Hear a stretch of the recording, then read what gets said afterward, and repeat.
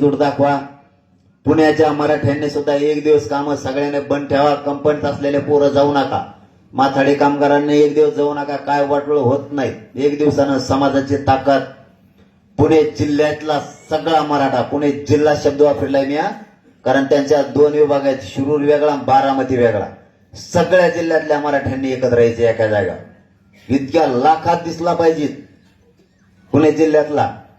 हे कामा जाणारे जायत नाही। मराठवाड्यातले मरणाचे पोर आहेत तिथे गेलेले। सगळ्यांनी कंपनीला रजा द्या। 11 तारीख आहे त्या दिवशी पुण्याची। एकानं सुद्धा घरी थांबायचं नाही।